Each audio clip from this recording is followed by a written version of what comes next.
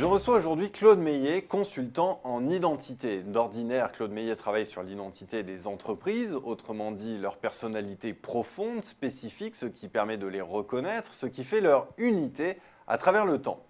Dans une précédente émission, il était venu évoquer la méthodologie unique qu'il a mise au point pour les entreprises, mais aujourd'hui, il s'est livré à l'exercice non pas sur une entreprise, mais sur la France et sur l'Europe.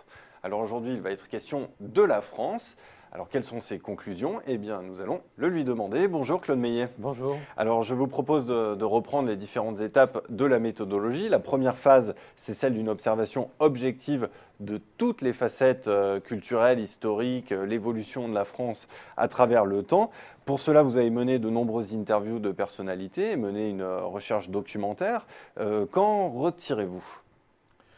Le constat qui est fait, c'est celui d'un certain nombre de décalages entre l'histoire et le présent, l'identité voulue, l'identité perçue, la dimension, la France et son trend, si j'allais dire, et l'évolution de l'économie mondiale, un décalage entre le pessimisme actuel et la réalité qui n'est pas si noire que ça.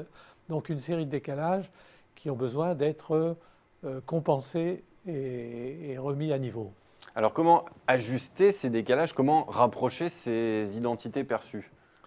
Alors le facteur le plus déterminant, c'est celui du temps. Le temps.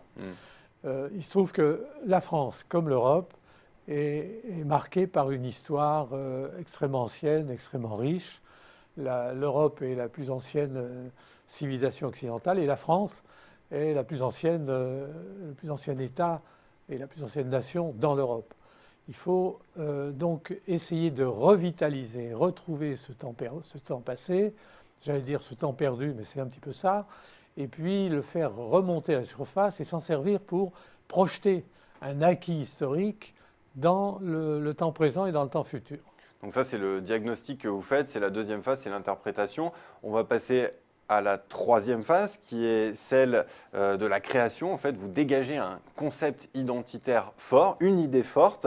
Laquelle avez-vous retenue pour la France? Alors, ce qui a marqué l'histoire de la France et ce qui continue de la marquer, mais d'une manière très atténuée et qu'il faut revivifier, et qui est le cœur de sa personnalité, la personnalité de la nation, c'est l'humanisme. L'humanisme. L'humanisme est le facteur et le concept qui s'est dégagé de toute la vie de la nation française. Et c'est effectivement le facteur identitaire principal.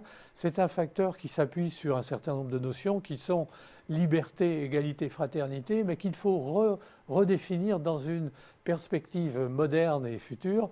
Le concept de liberté devenant l'entrée dans l'ouverture, dans l'ambition, dans l'esprit d'entreprise, le facteur, l'élément égalité devenant l'entrée dans l'engagement, le devoir, l'efficacité, etc.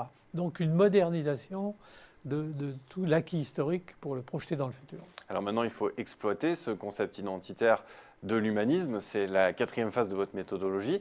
Quel bénéfice peut tirer la France de cette exploitation, de cette réactivation, excusez-moi, du concept identitaire de l'humanisme? Je crois qu'il y a une exploitation à faire à deux niveaux. Il y a un premier niveau qui est le niveau psychologique, mais qui est fondamental dans l'identité d'une nation.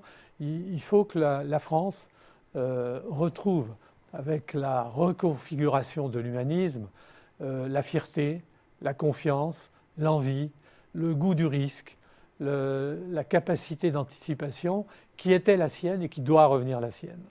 Ça, c'est, je crois, le premier facteur. Le deuxième facteur, c'est qu'à partir de cette redynamisation du concept d'humanisme, on peut réinventer la société française. On peut lui redonner toute la force dont elle a besoin dans tous les domaines économiques, culturels, etc. Il suffit simplement de se débarrasser d'une société du regret pour entrer dans une société de la projection dans le futur. Et pour son rapport aux autres pays, quelle image, comment l'image qu'elle a à l'étranger peut évoluer avec cette réactivation du concept d'humanisme? Alors, je crois qu'il ne faut pas s'illusionner. La France n'est pas la préoccupation principale de toutes les nations du monde, mais elle a quand même une place à part dans l'esprit des nations. Et pour l'instant, c'est une place qui est marquée par la désillusion.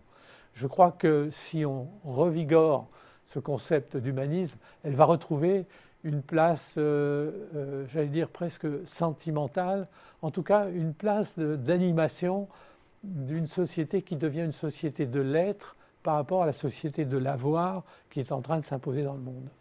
Merci Claude Meillet. L'humanisme, c'est donc le concept identitaire qui se dégage de l'étude que vous avez menée sur la France, une étude qui est disponible sur votre site identiscope.blogspot.com. Merci encore d'être venu sur Xerfi Canal. Merci à vous.